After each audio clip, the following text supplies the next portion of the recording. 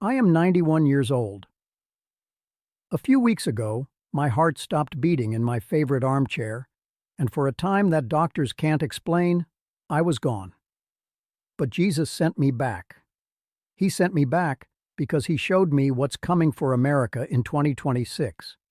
He told me to warn you that the real threat to Donald Trump isn't an election, and it isn't the media. He showed me the faces of the people who will try to remove him from power, and they are the ones standing right beside him, smiling for the cameras. But for you to understand the full weight of that vision and what he showed me next, you need to know who I am.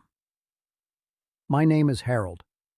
I fought in the cold mountains of Korea, came home, and ran a small hardware store in Ohio for 40 years.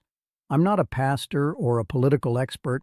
I'm just a man who has watched this country, who has prayed for it, and who believed he had seen it all. I was wrong. The real battle, the one that truly matters for our nation's soul, was something I couldn't see. He chose me to deliver this message, and I feel the clock ticking. If you believe there's a reason you're hearing this today, please subscribe to this channel and like this video so more people can find it. Turn on your notifications, because I have so much more to tell you. Before I describe the vision of betrayal he showed me, I want you to answer this in the comments below. Do you believe true loyalty still exists in Washington, D.C.? What I saw will give you the answer. And it all started on an ordinary Tuesday afternoon. To understand why the Lord showed me that vision, the one of men smiling for the cameras while plotting betrayal, you have to understand the man I was. My name is Harold. I've lived 91 years. I fought in the snows of Korea, came home, married my sweet Eleanor, and ran a hardware store in a small Ohio town for 40 years. I'm no preacher. I'm no political expert. I've voted for Democrats and Republicans in my time. My loyalty was never to a party. It was to God and to the country I thought I knew, in that exact order. I spent my last few years glued to the news, convinced the battle for our nation was being fought on television screens. I'd watch the pundits argue, my blood pressure rising with every shouting match, thinking that was the whole war. I believed that political division was our greatest threat, that the right president or the right policies could fix what was broken in our country's heart. I had my hope placed firmly in men, in elections, completely blind to the real spiritual war being waged in a realm I couldn't see. I was looking at the puppets, not the puppet masters. And I would have died that way, blind and worried about all the wrong things, if my heart hadn't decided to quit on that ordinary Tuesday afternoon. I was in my favorite armchair, the one worn down by decades of use. The evening news was droning on about something in Washington. I felt a deep, bone-weary tiredness that had nothing to do with my age. It was a spiritual exhaustion. I remember looking at the screen, at the faces of angry politicians, and thinking none of it truly mattered.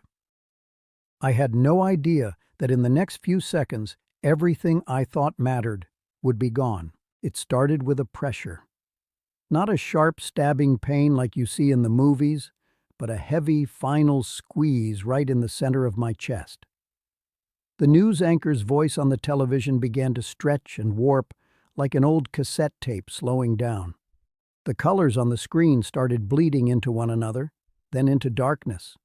I remember thinking, clear as day, so this is it.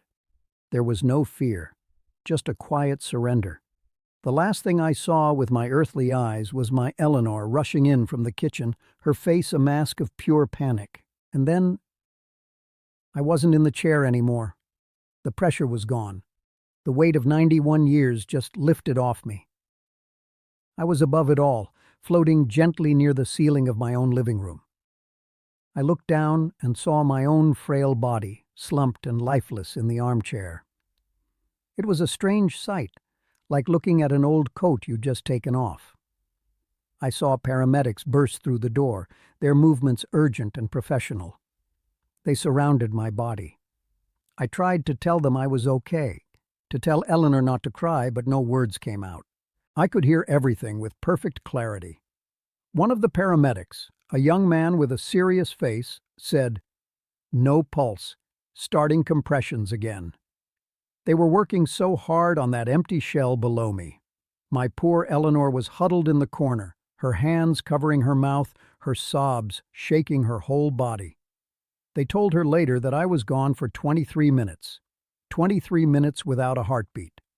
To them, it was an eternity of frantic effort. To me, it felt like only a second had passed. A second where I wasn't gone at all. I had just arrived. Just as I began to truly understand what was happening, the sounds of my living room started to fade. The desperate shouts of the paramedics, the sound of my wife's weeping, it all grew distant, as if a volume knob was being turned down. Then I felt it. A pull. It wasn't violent or scary.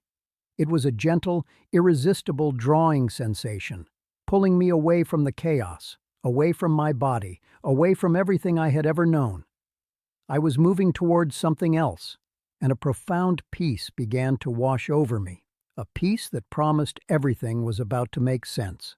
That gentle pull became a steady current, drawing me away from the noise of my living room and into a profound silence.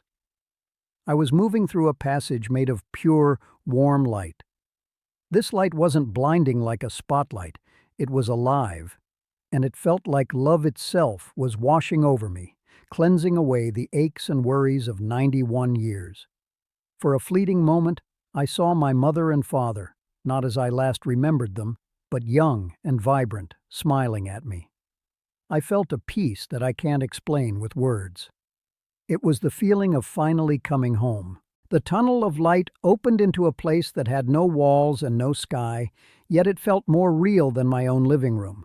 The air, if you can call it that, vibrated with a gentle energy, a kind of music that you felt more than you heard. The colors were deeper, richer than anything on earth.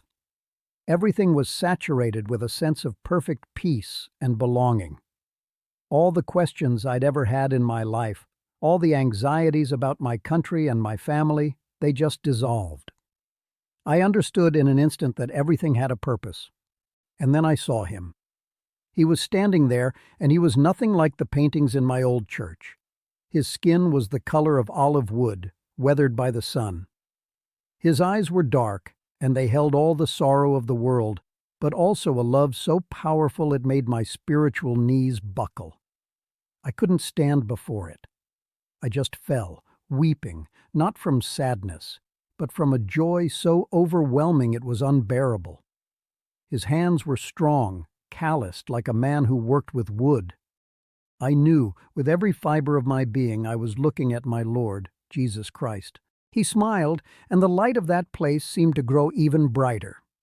His voice wasn't a booming command, but it carried an authority that resonated in my very soul. He spoke my name. Harold. Just hearing him say my name made me feel known completely. Then his expression turned serious, filled with an intense urgency. "You cannot stay," he said, his voice a mixture of comfort and command. "But before you go back, I must show you what is truly at stake for the nation you love." And with that, the peaceful scene around us began to change. He didn't speak of my life, my family, or my sins. His focus was entirely on my country. The peaceful place around us seemed to dissolve, not into darkness, but into a new reality, a vision clearer than any television screen. I was looking at Washington, D.C., but it was a future version, sometime in 2026. I saw Donald Trump, not at a rally full of cheering crowds, but in a quiet room, surrounded by his most trusted advisors. Jesus stood beside me, and he said, "Harold, the greatest trial he will face will not come from his enemies, but from those he calls friends." The vision then zoomed in, taking me past the closed doors. I saw a series of secret meetings. I saw men and women, some whose faces I recognized from the news, huddled together, their voices low and urgent. They weren't planning a campaign. They were crafting a legal strategy. It was a complex constitutional maneuver designed to remove him from office, a perfect internal trap. Jesus made me feel the spirit behind their work. It wasn't patriotism, it was a toxic mix of pride, jealousy, and a raw thirst for power, all disguised in the language of protecting the country.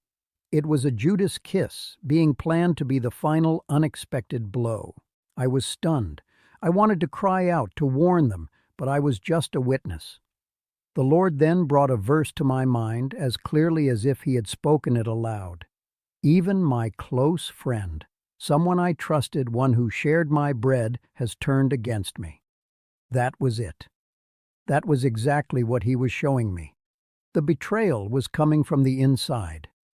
If you are feeling the weight of this, if you understand that this is more than just politics, please like this video so others can find it.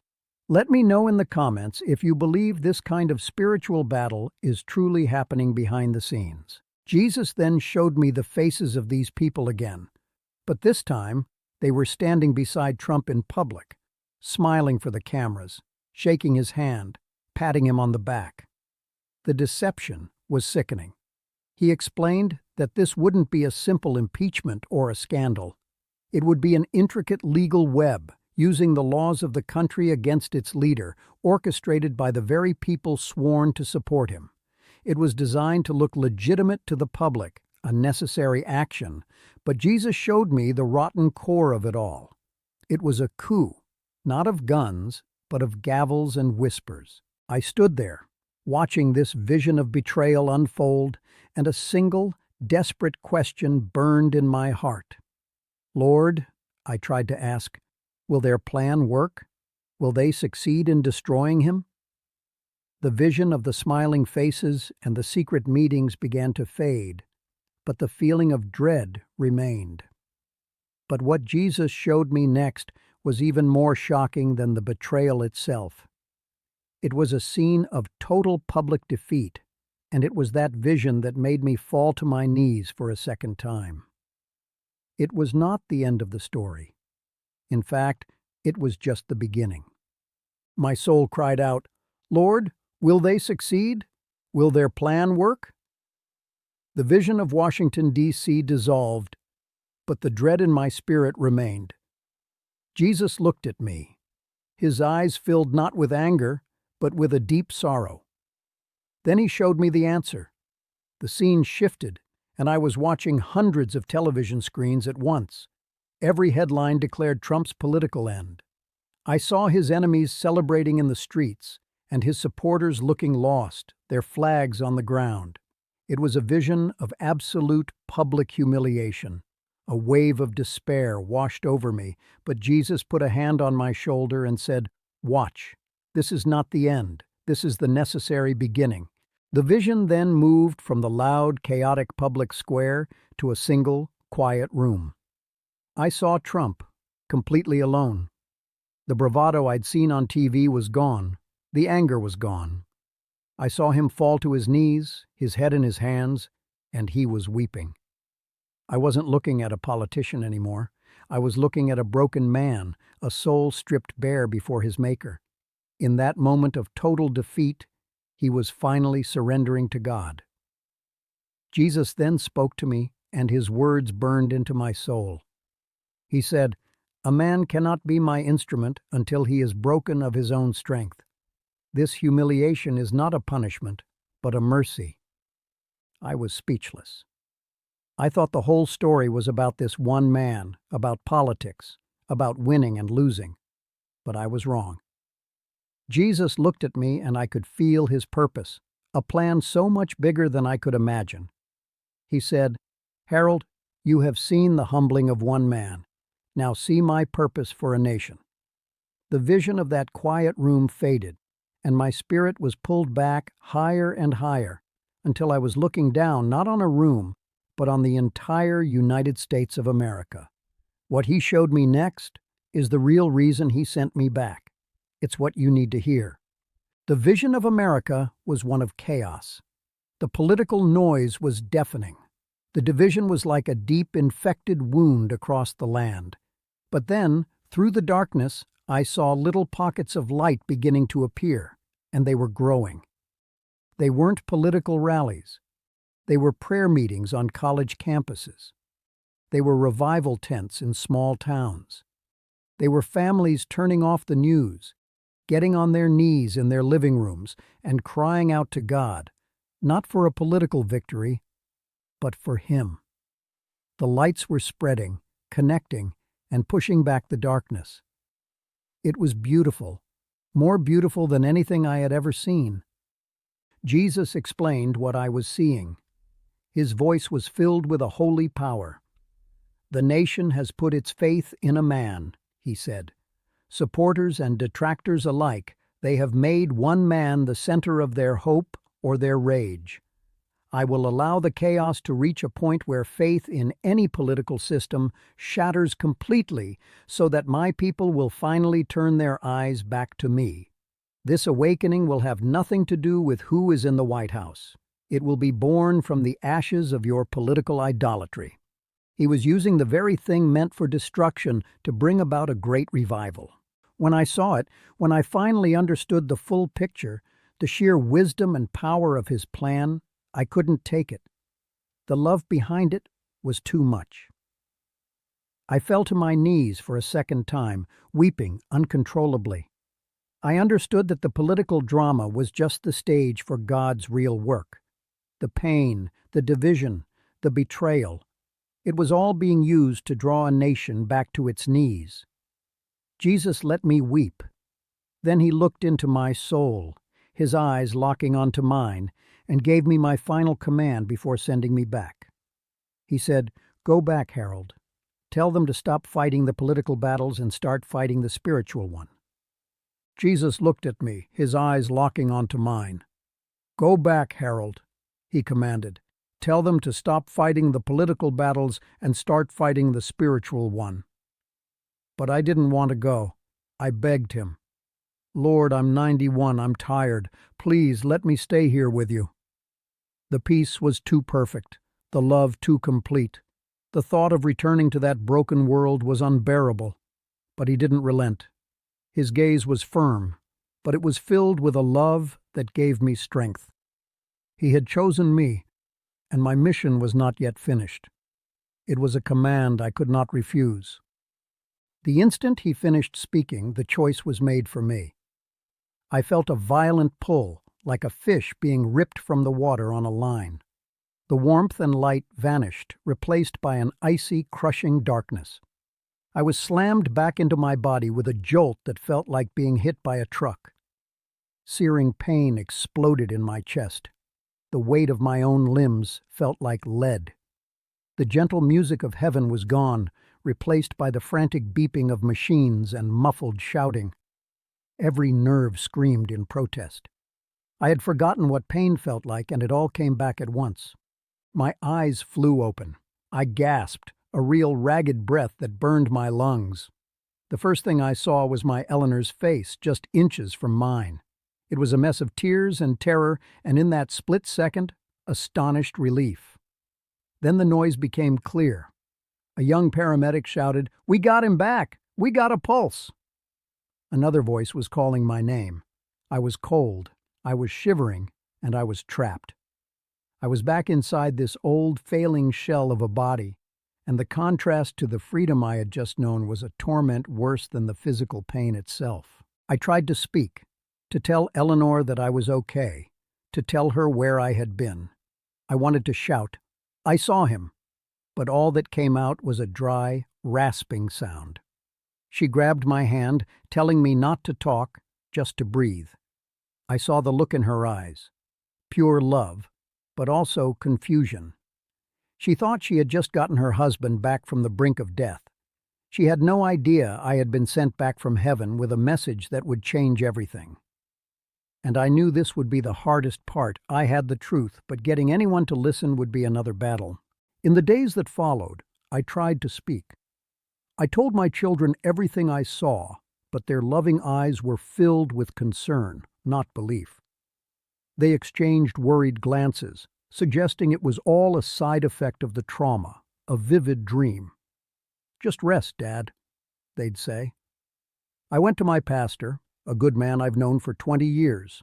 He listened patiently, then gently placed a hand on my shoulder. He called it a profound vision, but warned me against mixing politics with prophecy. I felt a wall go up. I had been given a direct command, and the people I trusted most were trying to lovingly silence me. But the resistance wasn't just human doubt. It was something darker. My grandson tried to help me record my story on his phone, but twice the audio file corrupted itself into pure static. The nights were the worst.